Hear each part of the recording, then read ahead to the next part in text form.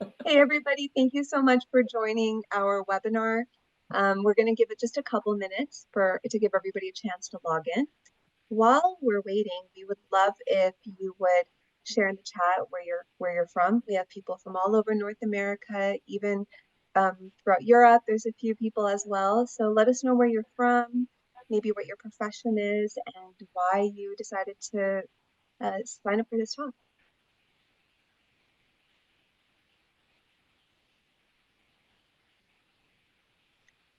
All right, let's see.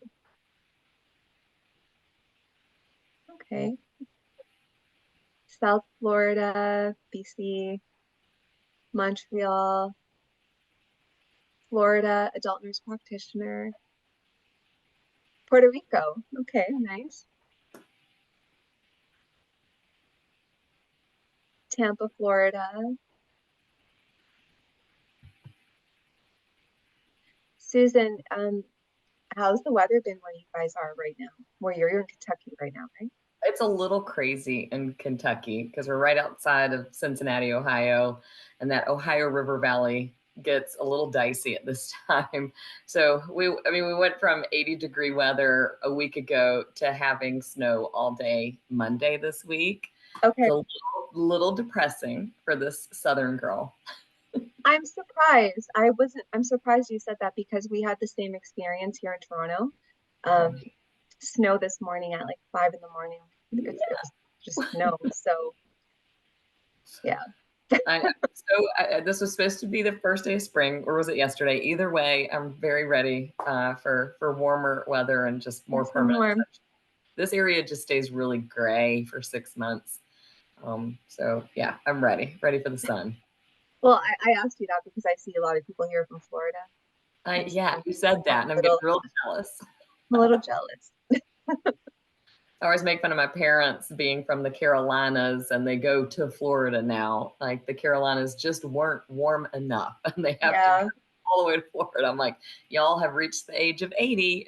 It's happened. It's finally here. Where they can't handle any level of cold. Yeah, not at all. Oh, wow. Joanna is saying they have 10-foot high snowbanks. I don't know where she's from, but yeah, okay. I'm not going to complain. Yeah. Zip it. Okay, I think we are good to go. We'll get started now. So, start with me here. Okay, so everyone, thank you again. Welcome to our talk. Thank you for joining. For those of you who haven't joined our talks before, my name's Jyoti. I am the marketing manager here at Xylem Plus. You've probably seen the correspondence that we've been sending out over the past couple of weeks. Before I introduce Dr. Oakley, who's our speaker for the night, I just wanted to quickly go over our agenda and some quick housekeeping so that we are all on the same page. So in terms of agenda, do brief introductions, then we'll move into the talk, leave about 15 minutes for the Q&A. And then after the Q&A is done, we do have a raffle for 2 $100 Amazon gift cards. So be sure to stay on. We'll do the live raffle. And if we select you, you're going to need to let us know that you're here in the chat.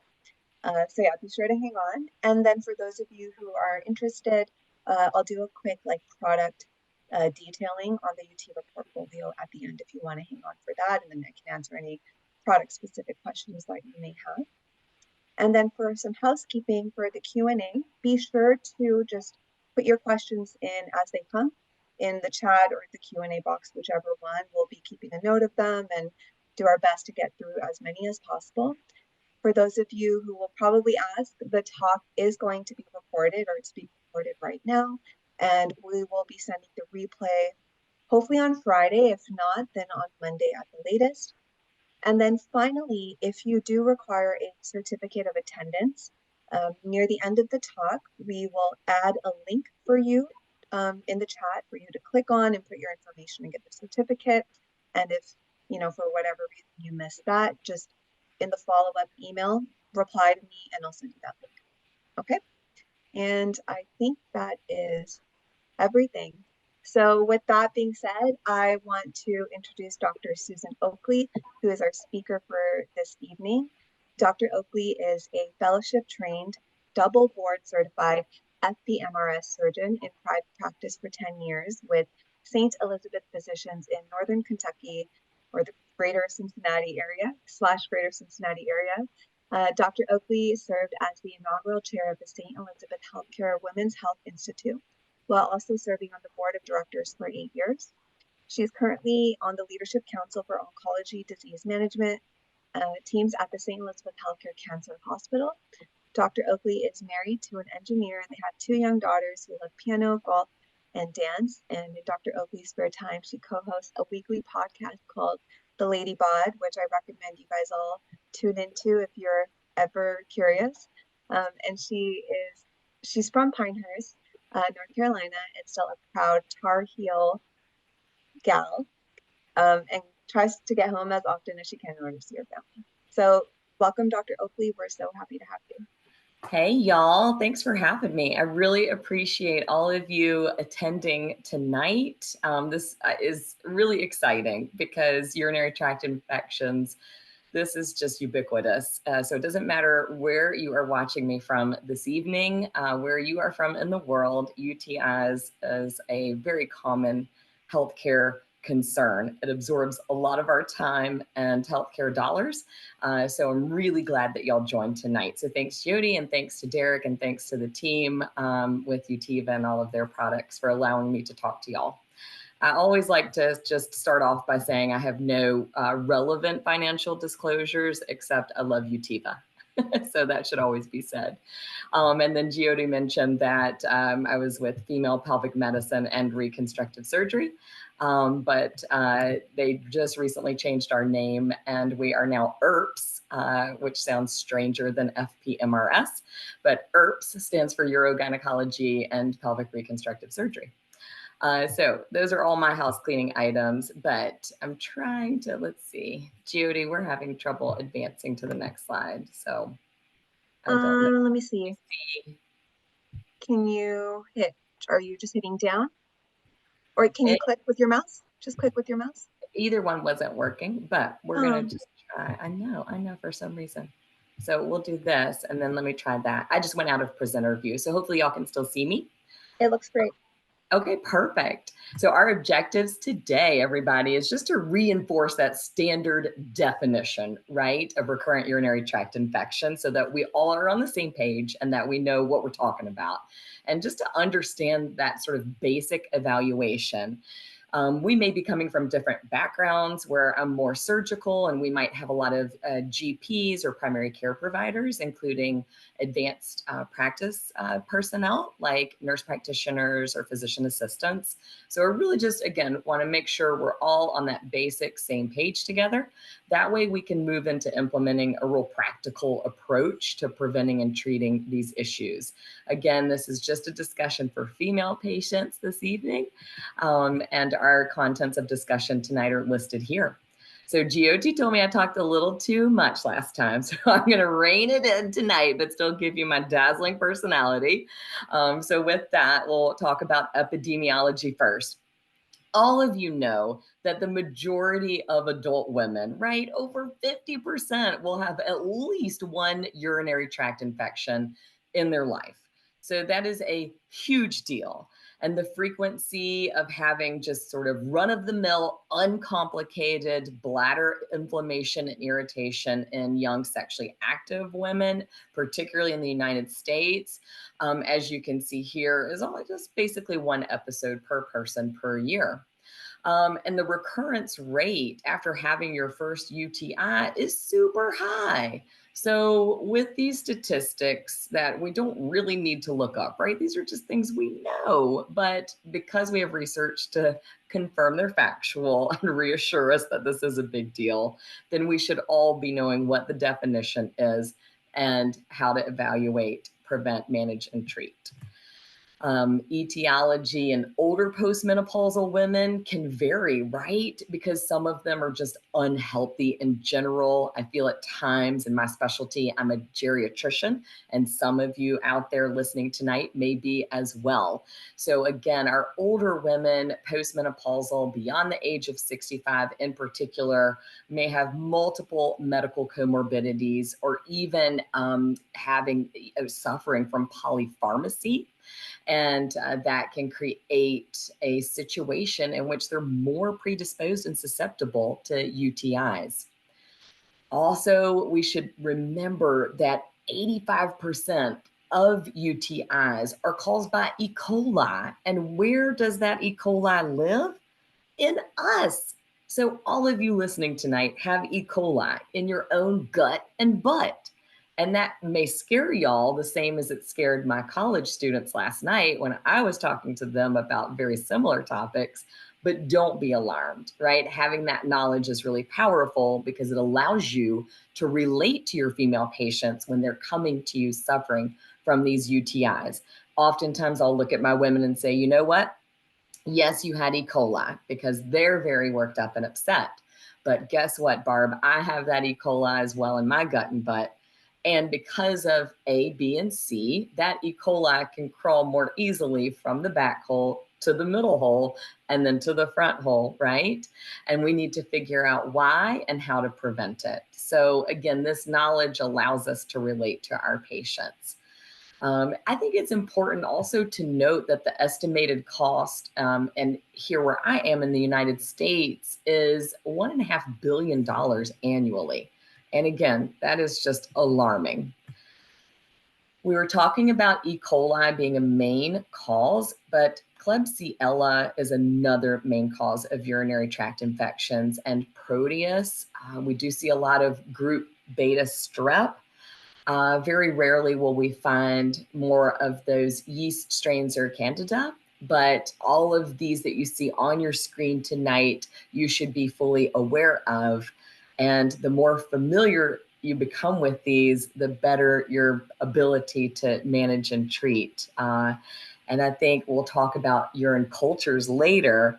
But again, the reason we know these bacteria up on the screen are because care providers like you are getting urine cultures and not just performing a simple dipstick or urinalysis. But we'll talk about more of that in a second. In society and culture, I mean, culture, that was no pun, right? Pun was not intended there, but maybe it was. But in our society, in the cultures, where we are in the world, I think we all can relate to that monumental moment in medicine where penicillin was introduced. It really was a lifesaver when it came to infections in general. But when you look at this timeline, you can almost see how scary it might appear that with these introductions of new medicines and new advancements in our field, that there became more of a resistant type of strain to these bacteria causing infections, in particular urinary tract infections.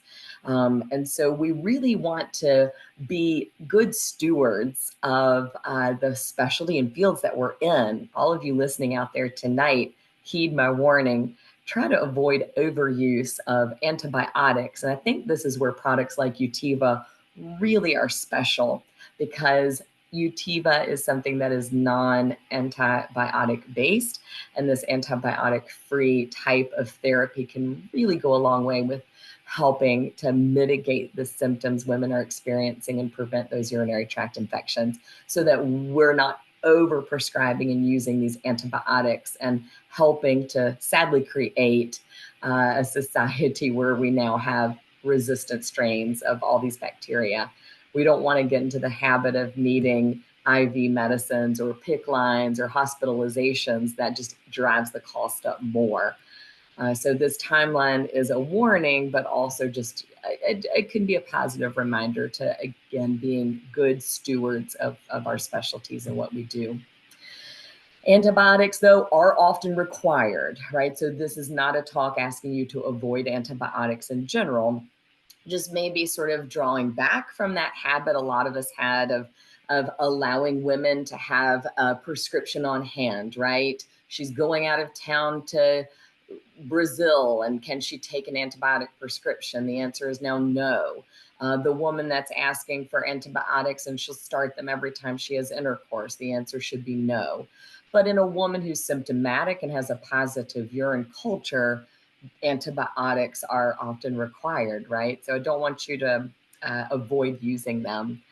Women with chronic use, though, of antibiotics for at least 6 months are reported to be at a 17% greater risk of developing cancer. So this is a huge deal.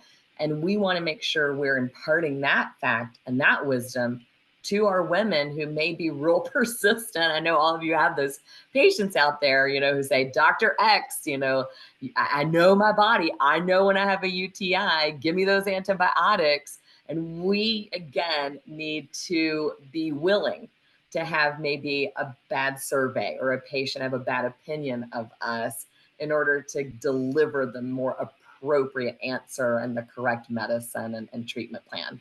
So we want to say, hey, listen, Barb, this may cause colon cancer. I need to avoid it at all costs. And speaking of cost, right, studies have shown that the cost of a UTI workup can range right around $500 US. And that's a huge hit to any system, no matter where you're listening from tonight. And you can see most of the common antibiotics that are used, some cost list there. Whereas more conservative therapy ranges in that $50 for non-antibiotic treatments and preventions like D-mannose, for example, or estrogen cream. Briefly this week looked up some other cost estimates because we do have a lot of Canadian listeners generally on these seminars and talks. And so the CCA estimated that approximately 24% of UTIs were already resistant to antibiotics. Again, just sort of surveying Canadian patients. And the cost range was very similar in Canadian dollars to US dollars. And then the cost of the Canadian healthcare system, $350 million.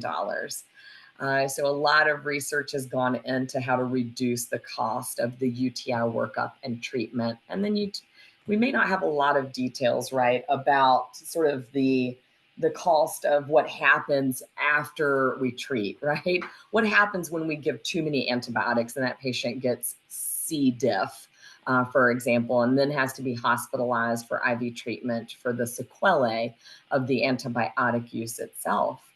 A lot of these women have a risk for fecal urgency or incontinence in general without C. diff. So what's the backlash there? It's that vicious cycle where they continue to have fecal seepage and leakage and then get a UTI and then get treated with antibiotics and then have more fecal leakage. So again, at least 50% of women and 12% of men will get a urinary tract infection in their lifetime. And I used this picture here on the last seminar just because I think it's interesting to present a hypothetical case, right, from the 1850s. I know y'all really want cases for 2024, but if you think about the 1850s and this young married woman, she gets up to use her old chamber pot, right? And when she pees, it stings, it burns. And then the next day she has the urgency to pee, but she's in retention and nothing comes out. And then it just gets worse and worse than the day before. And in this situation, this particular young woman in the 1850s might have died from a urinary tract infection. And so having that in the back of your mind, we want to take these women seriously, but again, cautionary tale to not overuse antibiotics, even though it's a great medical invention. And we do have access to these treatments like antibiotics. So I think one of the goals for tonight is really just how can we as care providers prevent the UTI in the first place? So we're not always chasing our tail and treating it and having frustrated patients who get sick. So what are some signs and symptoms of UTIs, right? I don't know if any of y'all have ever had a UTI, but it's not fun. It is not fun. Sometimes I feel like I'm constipated. I'm like, why can my poop not come out? Not just pee, but poop. But you also have that feeling of urinary retention, urgency to pee, maybe a fever, flank pain, A lot of times your patient may say, hey, Dr. X, my urine is just really cloudy or bubbly, so I know I have a UTI. And while she may or may not be correct, those are very, very common signs and symptoms. Also, burning and pain during or right after intimacy, penetration intimacy. So we always, when we think about those signs and symptoms and sort of ending that slide on intimacy and penetration intimacy, we know that sex can be a main cause of urinary tract infection and recurrent urinary tract infection. And so a lot of times we will have this one UTI with sex, but when it becomes recurrent or rUTI, that for us and all of our urologic foundations and organizations is defined as 2 culture positive results within 6 months or 3 within 12 months. So it's not a diagnosis based on that woman telling you she has a UTI and then you document you've prescribed antibiotics 3 or 4 times this year. We really want to have that culture positive result twice within 6 months or 3 times within a year. And it could be certainly more than that if a woman is sexually active, if she's having intimacy a few times a month with her partner and feeling the symptoms of a UTI. And maybe it's only been cultured twice in 6 months, but she's having more frequent UTIs than is documented. And all of that's reasonable to assume she's in this category here up on your screen.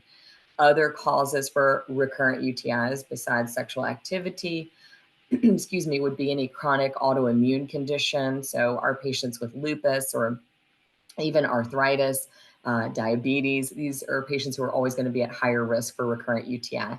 Pregnant women, just because of that release of progesterone causing that stasis, right, of all her pipes and plumbing. And what happens when you get stasis, right? You just get holding urine in the bottom of your bladder or in your saggy, sad ureters. And that leads to bacteria just swimming in there like a swimming pool.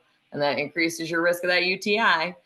Also, when we're menopausal and we lose that great estrogen that was protecting us from the bacteria all those years, now we don't have it anymore. And that is one of the main reasons I see women referred to me for recurrent UTIs.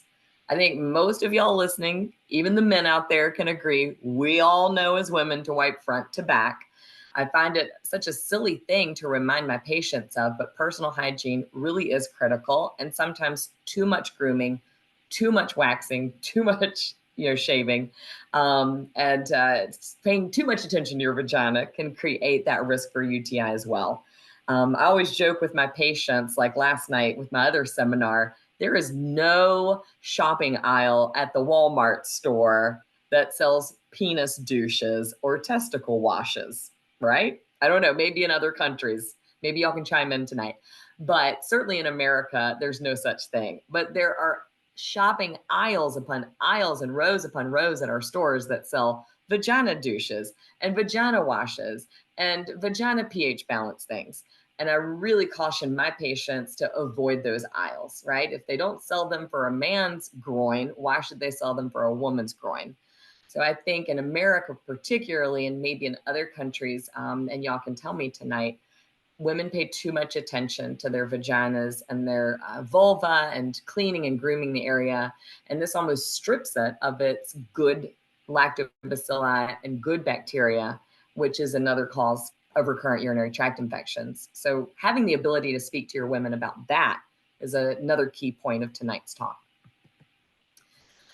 So again, UTI risk factor model, I think when you look at this, it's very overwhelming and we need to figure out how to just sort of hone in on a few things, narrow this down for the point of tonight's talk. So being aware of all of these risks is certainly important. And I would encourage all of you tonight to sort of memorize this screen.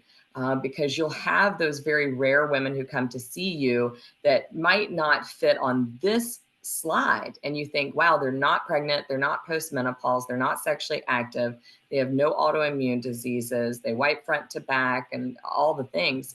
You now have to look at this slide and think, okay, is there something else I'm missing here? what is another risk that they're exhibiting. All right, so when we talk about pathogenesis, right, how does this even happen? How do these E. coli and bacteria just grab a hold? And we know that E. coli causes 85% of UTIs and recurrent UTIs. But if you've ever really looked at an E. coli, kind of like what's on your screen, they have little hairs, right? They have these little hooks that protrude off the surface. And I'm sorry, I'm really Southern, but they have these pili, as we say in the South. These pili are little projections and they're little hooks, and they are just looking for something to hook onto, right? So they're going to attach super easy to the lining of the urinary tract. It's an easy grab. And so they can crawl from the rectum towards the urethra. They can get in there anyway, and they're very agile and very nasty little buggers.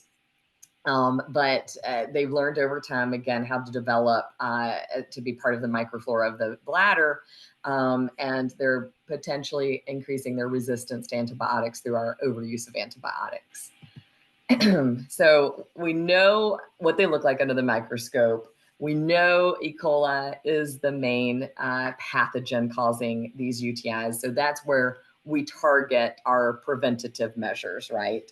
But nonetheless, knowing again how to diagnose and find E. coli on a urine culture and put that together with the patient signs and symptoms of a UTI, that's really that first step. So like we were saying earlier, you've got that woman coming to you with signs and symptoms. Oh, doctor, I have a fever. My urine's cloudy. It's bubbly. I know I have a UTI, but don't give in. If able in your practice where you're at listening tonight, you want to try and get that culture and make that real diagnosis. So 2 positive urinary cultures within 6 months or 3 within 12-month time frame. And that way, again, you are treating her symptoms, but it's the most appropriate type of treatment. And that way it's diagnosed, again, on a culture so that you can treat it with the right antibiotic. Cultures that we order always have susceptibilities to antibiotics. We usually check for the top 10 antibiotics at my healthcare system and in my practice, and that gives me a long list to choose from when it comes to picking the right antibiotic for that woman. Always wanting to review her allergies, right? So you're making a diagnosis based on objective data with a culture. You're adding that to what her symptoms are because you wouldn't have checked that culture without the symptoms. But at the same time, you have to still have that differential diagnosis, right? And so a lot of your patients may need an exam. I think an exam is so appropriate in so many cases, right? Because we're all trying to avoid that phone call. Hey, Dr. Oakley, I have a UTI. Give me what I want. Make me happy. Oftentimes we need to say, no, Barb, you need to come into the office. Let me do an exam. Let me rule out a fistula in the pelvic area. Let me image you and rule out a kidney stone. Maybe they're a younger woman or young lady and have a congenital anomaly or a urethral diverticulum. Maybe they're a patient who smokes and you want to make sure there's no bladder malignancy. Maybe they had a recent pelvic surgery or a sling procedure for incontinence and you're worried about a foreign object or exposure to suture or mesh. So these are all wild cards, things that I think of in my practice just because it is my focus and specialty. I don't want you to think you always have to refer to this list in your general practice, again, if you're primary care and listening tonight, but always have it in the back of your mind. I think when you get the symptoms and have a positive urine culture, you're good to treat. But once we get into that recurrent urinary tract infection business, we want to make sure we're thinking about this list and referencing the possibility of these things existing. So when you get that patient, you again want to ask about the timing of those recurrent UTIs. Is it with sex? Did it all happen after a surgery? Did it all happen after you got a new medical diagnosis and started a new medication? As a child, were you a bedwetter till the age of 8, 9, and 10? And we think that maybe you had reflux. How did you just have to have chemotherapy and you're in early menopause? So all good questions to ask in your history for these women who present with recurrent UTIs. I do recommend a post-void residual in the office if ever possible. And some of you might not have access to a simple straight catheter or red rubber in your office, but if you do, that's the best way to check a residual. Tell them to pee and then put your straight cath in and drain what's left over. The majority of women will have about 50 milliliters or about 2 to 4 ounces left over in their bladder after voiding. And that's normal. And guess what? That gives you enough to send for a urinalysis, microscopy, cytology, or even that urine culture and susceptibility. Oftentimes, I can get all of those tests out of just that 50 milliliters that I obtained through my straight cath. While I'm down there cathing them, I'm looking at their lady parts. I'm thinking, is this vagina a dry, barren desert? Right? Does it have atrophy? Is she postmenopausal? Oh my gosh, her vagina's hanging out. Is there a big prolapse in the way, blocking her urethra? Maybe that is causing retention. And that's why she's getting urinary tract infections all the time. Is there another kind of mass, like a diverticulum? And that can hold urine and create a pocket of stasis, which would increase her risk of a UTI.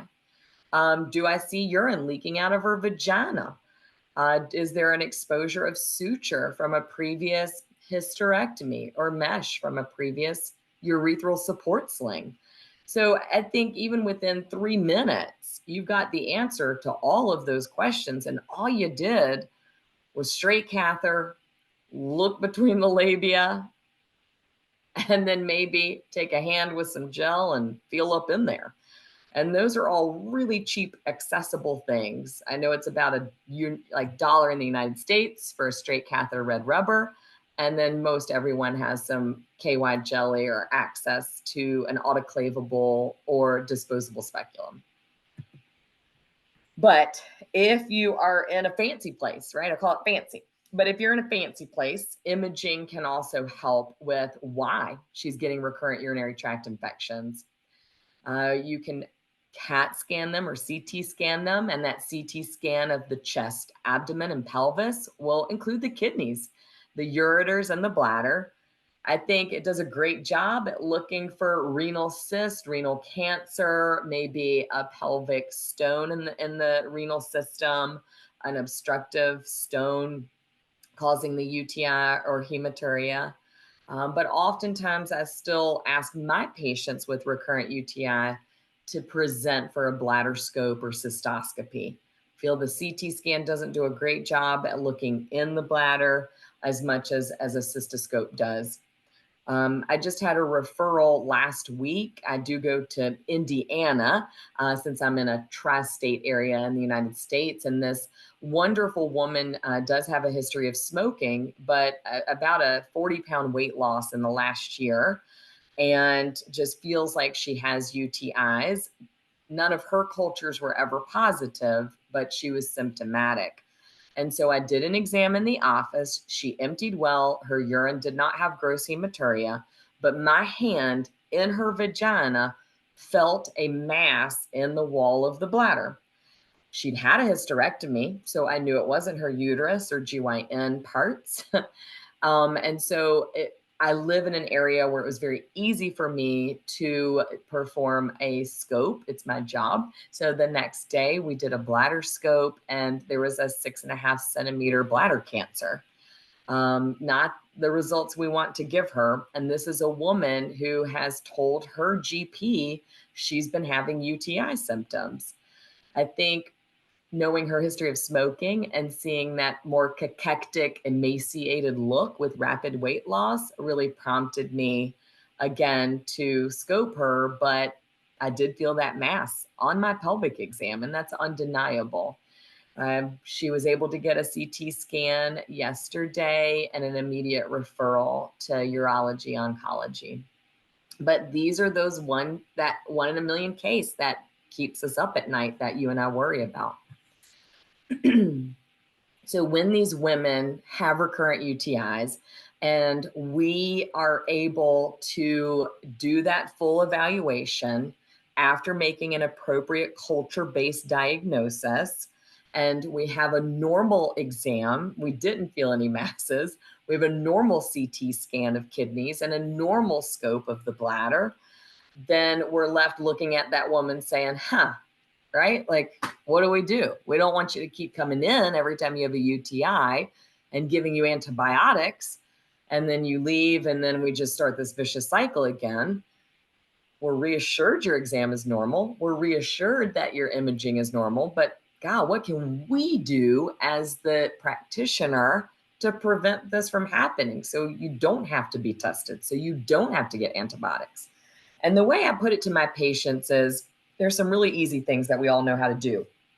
But if y'all remember that there are really 4 big reasons women get UTIs and have a normal exam and have normal imaging, that's going to really help everyone listening tonight. So I always tell my patients those 4 reasons are: number 1, bad behavior, right? Drinking the wrong stuff, coffee, tea, soda, changing the milieu of your bladder and that pH is going to invite bacteria in. So bad behavior is always the number 1 cause of UTIs in my book. And it's the thing that patients can modify. I agree with you. You're shaking your head right now because you're like, they're never going to change. And you're probably right. Our patients may not change, but it's still our duty, again, to be good stewards of our specialty and tell them bad behavior. So no more coffee, no more tea, no more soda, and reduce the sugar. What do bugs love? Bugs love sugar, right? You drop food on the ground and you've got 1 million ants all over that food in a heartbeat. The same thing happens in our body. We put sugar in, we're going to attract those bugs and bacteria. So bad behavior, number 1.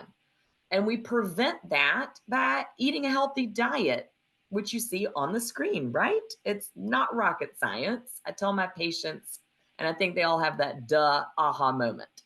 And staying hydrated.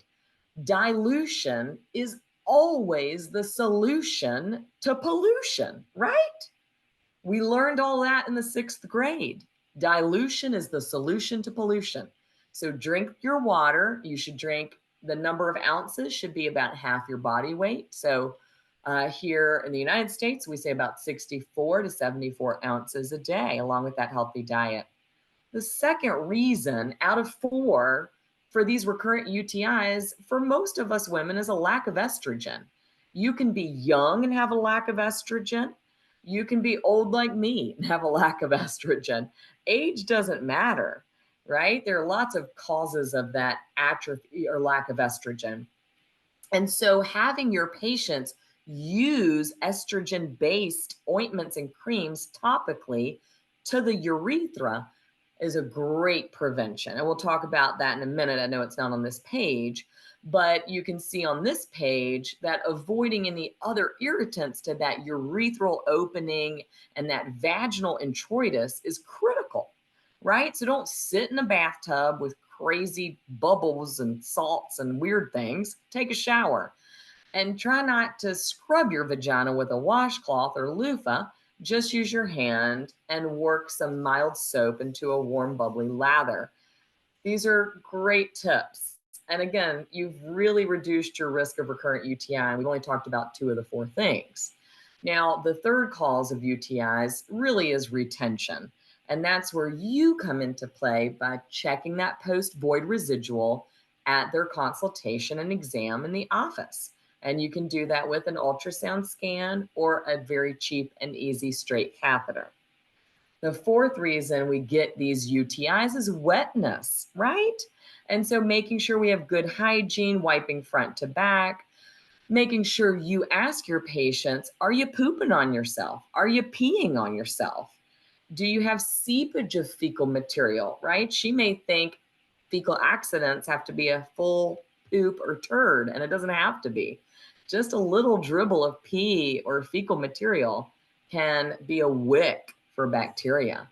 So like we were saying on the previous slide, very simple ways to have really reduce the risk with bad behavior, right? Just have better behavior, better diet, lots of water, wipe front to back, good hygiene, take care of that vagina.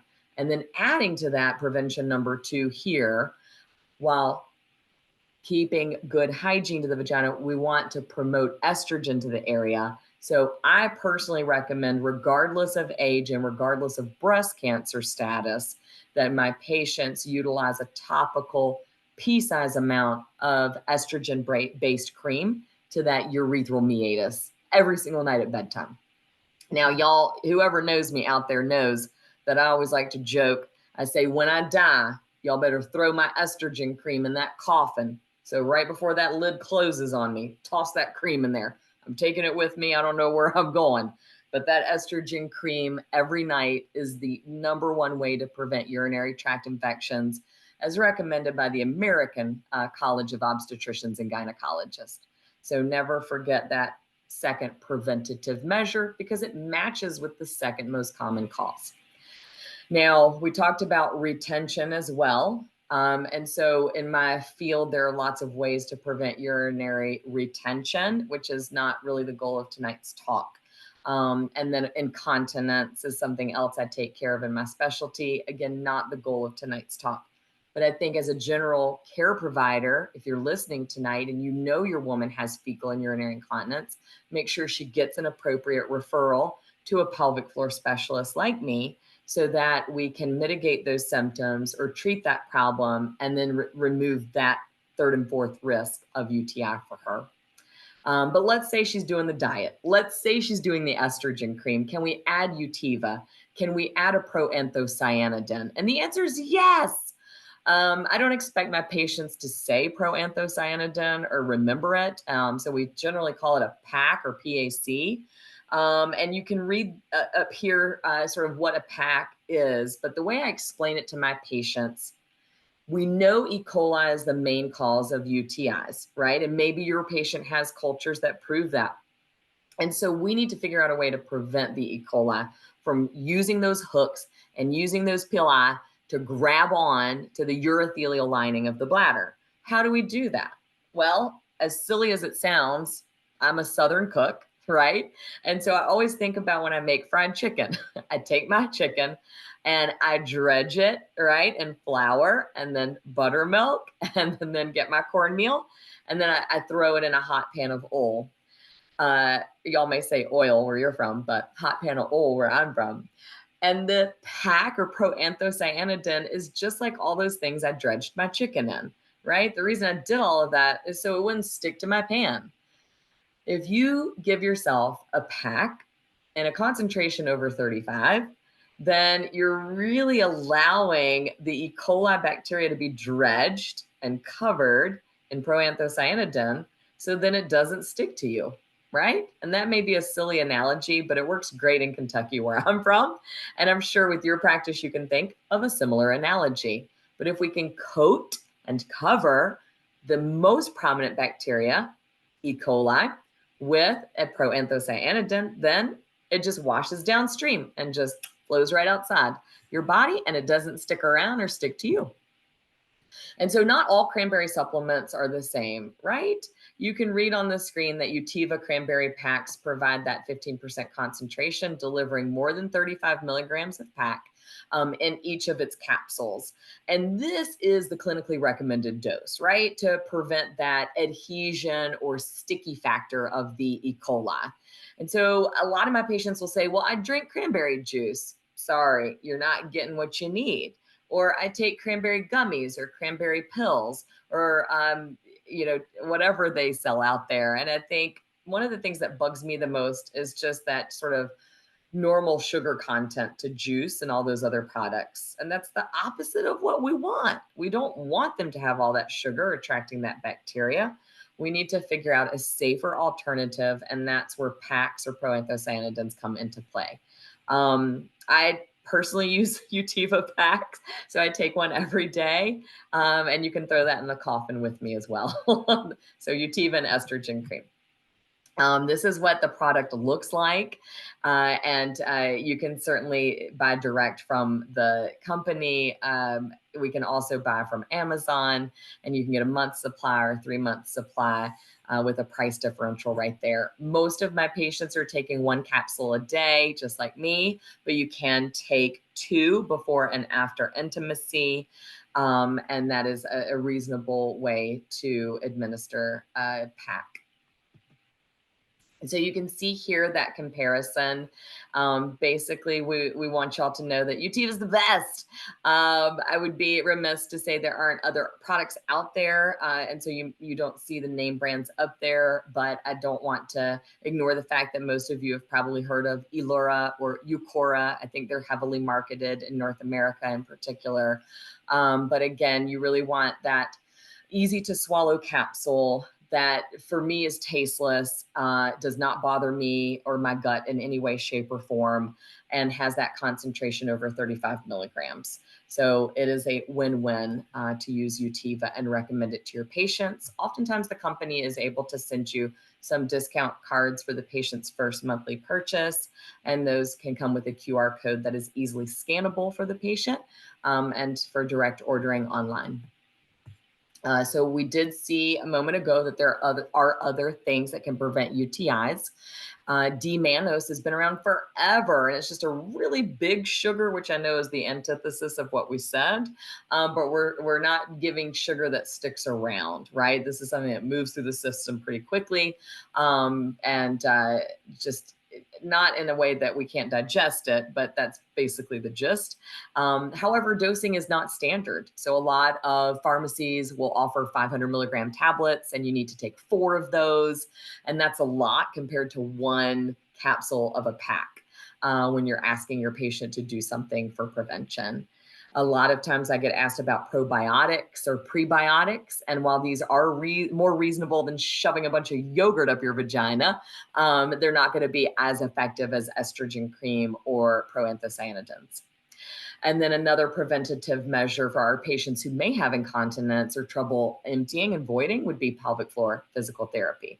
America's not great at recommending this, although it is a normal part of my practice. I think other countries do a better job at having women seek therapy for their pelvic floor, but it is a great, great preventative treatment and measure for those recurrent urinary tract infection patients. And then, of course, we have the antibiotics. And so I do want to caution y'all to that 17% increased risk for colon cancer. Definite, you're causing a resistant strain of bacteria, potentially increased risk of C. diff, particularly in our bedridden elderly nursing home patients. And then chronic use of macrodantin or nitrofurantoin can certainly lead to pulmonary fibrosis, which we really have to be aware of with all the seasonal pathologies going around, not just COVID, but all the things that affect breathing and coughing and lungs. So we want to be cognizant of that. When it comes to antibiotics, you can certainly go the oral route to start. That is the easiest, and administer it for post-coital with before, during, or after sex. Patients can just take a small dose nightly. And then if you're feeling real jazzy, you can give your woman a total refill of antibiotics, and she just uses it whenever she wants. Not my main suggestion, which is why it's my last slide. So I do think prevention should start with physical therapy, appropriate diet, lots of water, estrogen cream, and Utiva. So a GOT was supposed to be monitoring me on time. Hopefully we're doing good, because I know Q&A is really important. So GOT, are you okay? Yeah, you have 2 or 3 minutes. Okay, perfect. I feel I was trying to be right on time for everybody tonight because I'm respectful of y'all. And so I just want to go through 2 quick case studies, if you don't mind. So our first case study is a young premenopausal Caucasian female. Her 4th vaginal birth was 6 months ago. And it's really important to know that she comes to you, she's still breastfeeding, right? But she has all this burning with urination, urgency, frequency, no major red flags, right? And really no medical history or surgical history of note. Just kind of your run-of-the-mill, classic, sort of almost middle-aged woman who feels she has recurrent urinary tract infections. And when you dig deeper, you realize that she's really only had 1 positive culture. and it was 3 months ago with E. coli. And so if I'm thinking through this with y'all, right? And I hope y'all are thinking already, like, what do we do next? So I want to get you back to the beginning of the presentation tonight. The next step is prove. Prove she has recurrent urinary tract infections before you jump off the diving board into the deep end with a bunch of antibiotics and all of that.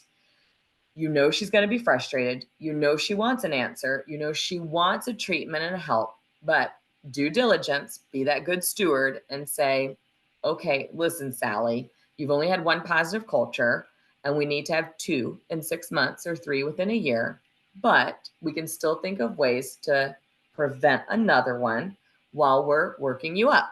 So you want to encourage her to come in if she ever has symptoms, and today's a great day. She's there in front of you.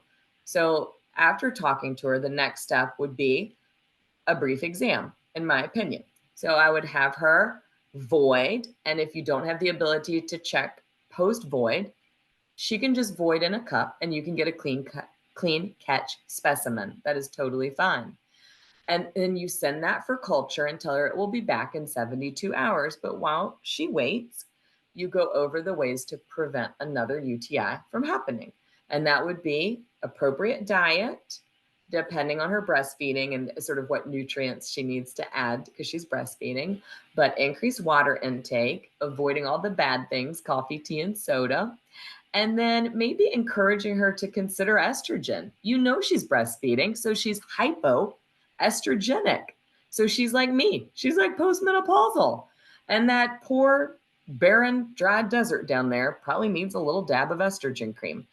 And so recommending these simple, encouraging, sort of non-invasive things to do, depending on her future fertility, are great first steps in this case study. So don't be overwhelmed. Just always get back to your basics. Confirm the UTI, confirm the diagnosis of recurrence, but also be helping her with simple preventative measures. Case 2 is that postmenopausal woman with a history of surgery. She had a C-section. She had a vaginal birth after cesarean. And she comes to you with 4 positive cultures in the last 6 months. The majority are E. coli. She also has a Klebsiella. And you probably have a list of susceptibilities. So you want to start with, hey, diagnosis is there. Check that box. Little worried about you because you've had so many. So we're going to start the workup with an exam, and you find atrophy or lack of estrogen, but no other major issues, no prolapse, diverticulum, cyst, or masses. But maybe you still send her for the CT scan and bladder scope with your urology partners and colleagues. And in the meantime, while you're working her up, being a good steward, doing your due diligence, you recommend she use estrogen cream for prevention. Don't be scared. I know some of you are scared out there, and it's totally fine. A quick call to our oncologist, who will probably support you in 99% of the cases, and then reassurance from you to your patient, and she should start using estrogen that night. So she completed her 5 years of tamoxifen last year, and she's good to go with that little dab of topical estrogen cream in a pea-sized amount directly to the urethra. She will think you're a saint and that you're a miracle worker. It will burn the first few nights she uses it, but nonetheless, it'll be a great way to prevent those UTIs. And in this case, also safe to add Utiva or any of the proanthocyanidin products with a concentration greater than 35 milligrams. So my final thoughts for everyone before we do Q&A right now are to focus in every patient on the 5 D words. Make the right diagnosis and get that culture, and then base the choice of drug or antibiotic on the results of your culture, and give the right dose, right? I think depending on where we are in the world, we may have different consensus in our different societies and committees that we've agreed upon. But in general, where I'm from, a dose should not really be longer than 5 to 7 days. So you are looking really at nitrofurantoin or Bactrim and sulfa-based products for those 3 to 5 days. Resist that urge to give your patient 10 days and 14-day courses. And then de-escalation, right? Always reassuring your patient, even though UTIs can be very frustrating and painful, that for the most part, they're not life-threatening, and prevention is key and more appropriate than just treating a culture and a UTI and a culture and a UTI and chasing your tail. And then always focus on those 4 main causes with your patients, right? Bad behavior, lack of estrogen, retention of urine, and wetting your pants or pooping on yourself. Because that's where the money's at. That's where you're really going to get that bang for your buck, is discussing those 4 etiologies and really trying to prevent those 4 things. So take home points: catheter over clean catch, but clean catch is totally fine if that's what you have in your practice. And then a culture over a dipstick or urinalysis. But if all you have is a dipstick, make sure you look for positive nitrates. If you get positive leukocytes or LEs, that's really non-specific. And so many women will have positive leukocytes just from general inflammation. And then your culture should help base the treatment for the UTI instead of using an empiric treatment. I think so many women just ask you for stuff and say, give it to me now, doctor, but resist the urge to do that. Wait for the culture results. We would wait for the results of a biopsy before treating a cancer patient with chemo, and we would wait for the results on most everything else in medicine. So we really should wait for these results on UTIs before treating them. But if you must give an empiric start, it is totally okay to use nitrofurantoin, otherwise known as macrobid or macrodantin, sulfa-based products with trimethoprim like Bactrim, or fosfomycin, otherwise known as Monurol in the United States. And then ciprofloxacin and augmentin should really be used last, even though a lot of my primary care provider colleagues love to use these. They're really at the end of the recommended list. And then, of course, it's not recommended, but a short 6-month course of preventative or prophylactic antibiotics is still acceptable. And so if you're at your wit's end and you really want to help that female patient, nightly macrodantin 50 milligrams or microdantin with sexual intercourse is reasonable. Certainly using trimethoprim or half of the Bactrim is a great option, also because so many women are allergic to sulfa. And then recently in my practice, I've been using doxycycline. Totally, off the wall choice, but with all the resistance out there, trying to avoid IVs and sort of gorillacillins, as they call them. So doxycycline is a reasonable option. It does help with a lot of urethral-based pathogens. So I really appreciate everyone's time. I think we're finishing right at the minute. And so Jyoti, you probably have a million questions in the Q&A. So I am happy to answer anything that you've got at the list there. Thanks, Dr. Oakley. Would you do me a favor? And actually, I can do it myself. I was just going to stop sharing your screen. Oh, I'm sorry. Oh, yeah, absolutely. There we go. So everyone can see us a bit larger. Thank you, everybody, for hanging on for the presentation. We are going to go a little bit over.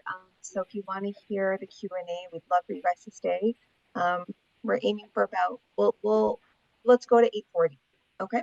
And then after that, we'll do the raffle. And if anybody wants information on UTI, you're welcome to stay on. Okay. So I just want to say, Dr. Oakley, your presentation was great. I was chuckling here about myself the whole time. Very funny. So thank you for that. Keeping it light and bringing in your humor. It's always appreciated. Okay. So first question here. Okay. Well, a few people had a question about the 17% increased risk. So one question here was, is that 6 months of continuous use of antibiotics? Like, what are they really looking at? Yeah, that is a great question. So it is at least a 6-month course, if not more, of continuous antibiotics. The research is light. I don't want anybody to think this is definitive, and I'm writing this down too, just for my own edification. Forgive me for trying my head.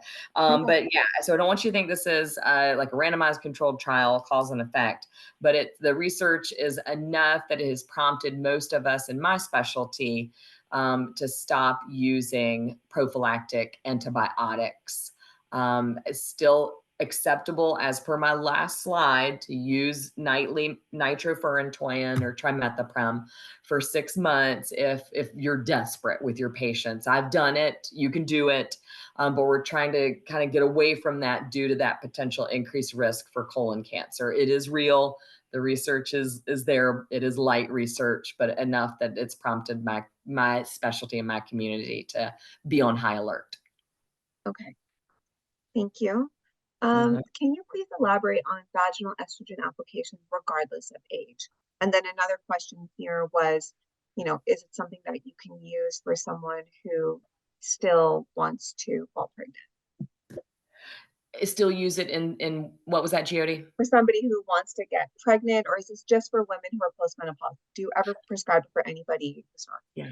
Yeah, great question. So just going to fire out there real quick. Just had a young girl with SMA or superior mesenteric artery syndrome, 20 years old, feeding tube. I know that's an aggressive example, but with her risk, it's more of the medicines or biologics or that she's on that really put her in a hypoestrogenic state.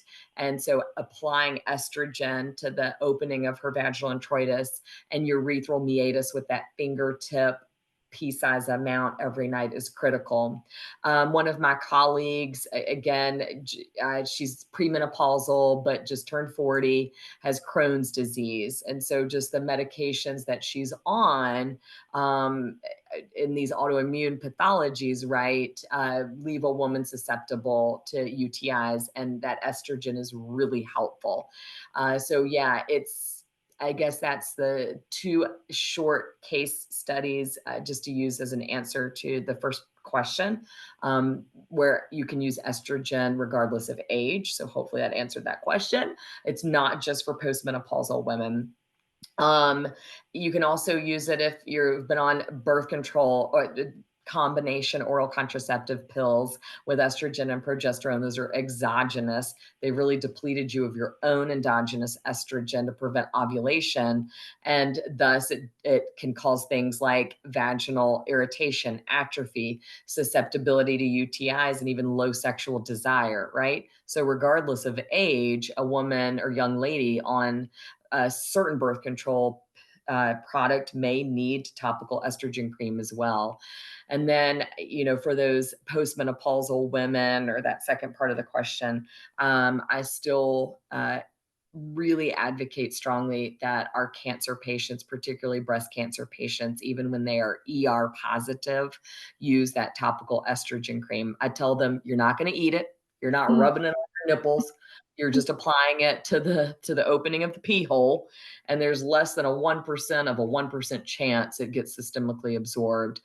All of the research supports the statement I just made. okay. So our cancer patients are the most at risk for UTIs, regardless of age, and should be using that topical estrogen cream. I say no applicator, just a pea-sized amount on the fingertip, applying it directly to the urethral meatus. That's great. And that also answered another question about application. Should you insert the estrogen or just apply it right at the opening? So Yeah, just throw apply. the applicator away. I don't know if y'all have come across this with your female patients, but no woman wants to wash that darn applicator out every night. That is so annoying and frustrating, thereby reducing her compliance to what you're Mhm. asking her to do. So increase satisfaction, increase compliance, and increase where her money's going, right? She's paying in America anywhere from $100 to $400 for that tube of estrogen. It's going to last her a whole year if she's using a pea-sized amount on her finger versus that annoying and frustrating plastic applicator. So keep it simple, increase compliance, help her out monetarily, and you'll have a happy, satisfied patient. Okay, thank you. You're welcome. So is there utility in using methamphetamine for prophylaxis? Or is it just for is it just symptomatic? So I'm not aware of any ability to use methamphetamine or any of the blue products, Urabel, Urogesics, for UTI prevention. In my practice, we kind of follow the literature out there and just use it for symptoms. That's a different topic for a different night, but Mm-hmm. we're getting into that realm of painful bladder syndrome. And those women feel they're having a UTI, but they're not. So the methamphetamine and the blue products would, again, just be helping the signs and symptoms of painful bladder syndrome or flare ups.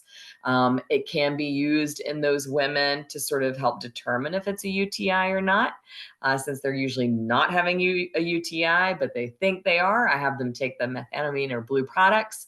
And after a few doses of those blue pills, if their symptoms went away, it was not a UTI, right? Because a non antibiotic can't treat a UTI.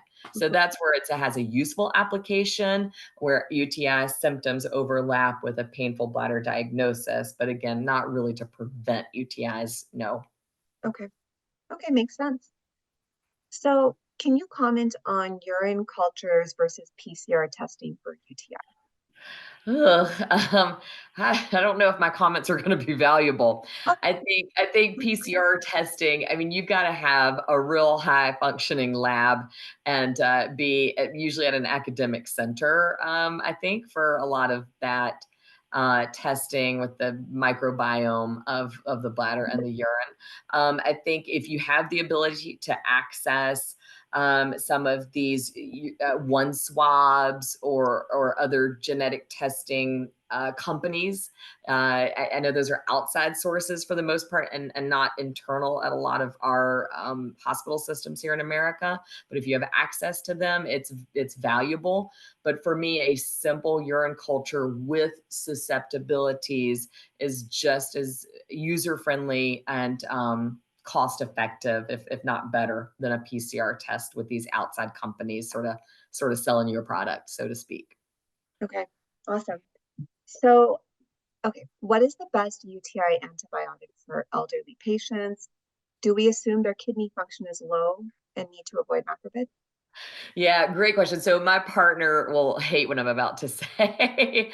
So she really avoids macro bed and that sort of 60 to 65 and older group, um, based on what you just said.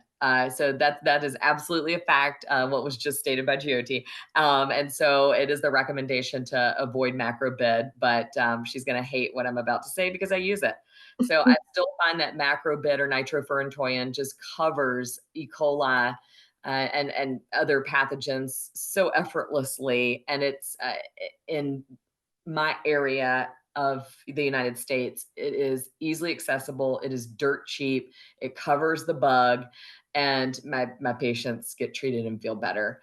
So sometimes you got to go with cheap and easy, even if it's against the rules. I've never, in all of my patients in my urology practice, have never come across a woman who was um, hurt medically by me giving her a short 5-day course of macrobid for a UTI. Okay. But again, I think the statement was accurate, and it's most reasonable to avoid using nitrofurantoin after age 60 to 65 because of the renal status. And what would be your second option if that would be like, based on the renal status, you decided, you know what, I'm not gonna give that. Yeah. So after nitrofurantoin Bactrim, so if you're just doing it empirically or you don't have a culture that shows you the susceptibilities, you want to go nitrofurantoin first, Bactrim second, fosfomycin third. Fosfomycin is a powder sachet, and that 3-gram packet of powder, otherwise known as Monurol, is very expensive in the United States. There was a cost slide up there earlier. I think the Canadian price was maybe $20 for fosfomycin, if I remember correctly, but it's usually about $100 for that one packet in America. It is the third line empiric treatment. But it can be very expensive, which goes back to my first answer to you: cheap, easy, macrobid, it's accessible, use it. But Bactrim second, which is sulfa based, and then if allergic to sulfa, fosfomycin powder sachet. Okay, good answer. So, okay, I'll throw this question in. Is there a role for hydrocortisone cream for urinary burning or irritation with or without estrogen? Um, I say no. I Okay. love hydrocortisone cream, clobetasol, betamethasone, triamcinolone. Those are all great steroids. Hydrocortisone is over the counter. So again, cheap, easy, and accessible for patients, but typically only for discomfort and itching, vulvar itching, which is a whole nother pathology, lichen sclerosis, dermatitis, and that sort of thing. I don't see it as helpful in the discomfort surrounding recurrent urinary tract infections. I'm always going to say estrogen every single time, but if there is some sort of just I would say contact dermatitis from the urine itself, probably because she's wearing a pad or panty liner or leaking, then a barrier ointment and treatment of incontinence is preferred over hydrocortisone. So a barrier ointment would be Aquaphor, A and D, vitamin A and D ointment or Vaseline, Balmex, Desitin.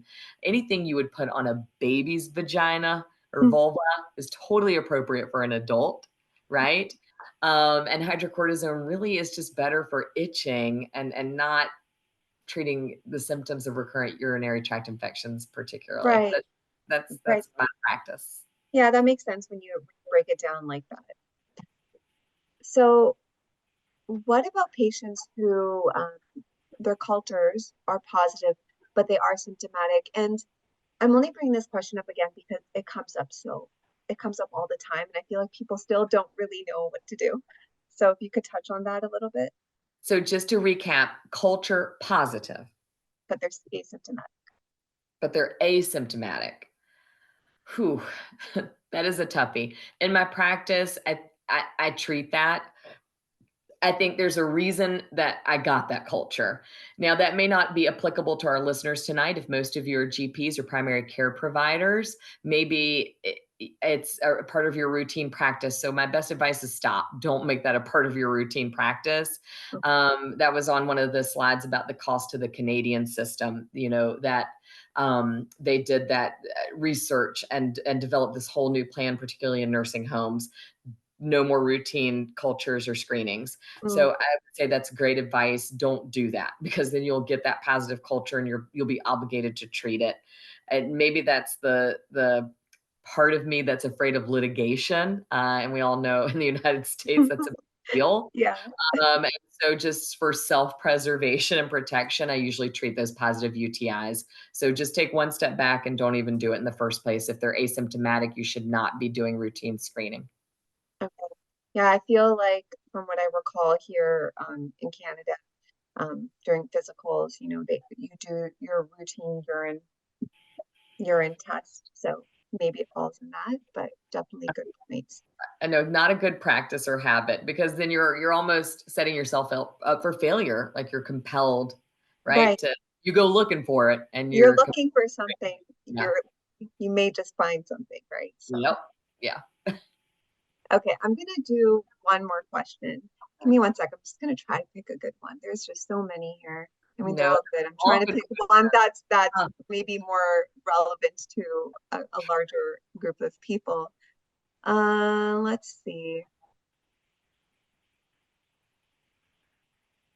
And I just Okay. love that they submitted so many questions. I think y'all are amazing for participating tonight and listening. I know you're just staying on for the raffle of the Amazon gift cards. I'm upset I can't win one of those. Yeah, But I do sorry. like participation. Love the questions. Y'all are Let's amazing. let's go with this question that just came in from Nancy. So, what if you have a patient that constantly tells you they're getting symptoms of UTI, urgency and frequency, and discomfort, and negative to others? Oh, it disappeared. And negative to other symptoms. What would you recommend? So this is almost like the flip side, I guess. Yeah. Yeah. I mean, I love this question. I think this is the basis of a lot of my referrals. And so I think my answer may be a little, kind of 5 steps ahead because I'm a urologist. So I always tell that patient, Nancy, I'm like, you have overactive bladder. Like, let's just say it like it is. You have urgency, frequency. It's coming in an episodic manner. You may not wet your pants yet, but you will. This is the prodrome, right? This is the warning shot. You're getting that classic common overactive bladder like everybody gets. And we have to just kind of admit to it. If your cultures are negative and you're not having any objective defined signs of a UTI, right? No positive culture. And so I think patients just, they want that answer, right, Nancy?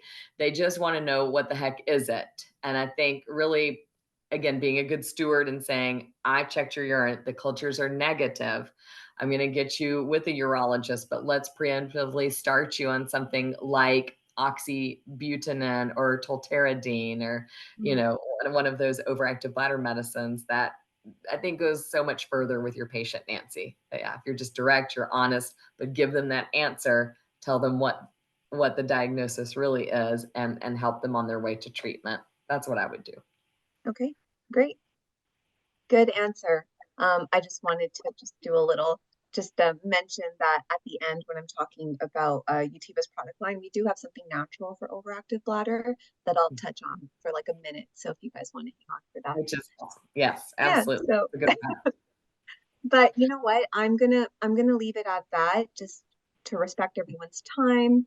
And I want to thank you, Dr. Oakley. It was such a great presentation, very Thank you. informative. Yeah, so thank you so much. And thanks to all of you. I appreciate it. I'm going to sign off now and let y'all get through your other information, and good luck with the raffle. And thanks again for allowing me to speak to all of you tonight. And thanks for all your great questions and your time. I appreciate you. Of course. Have a good night. All right. Thanks. Bye, y'all.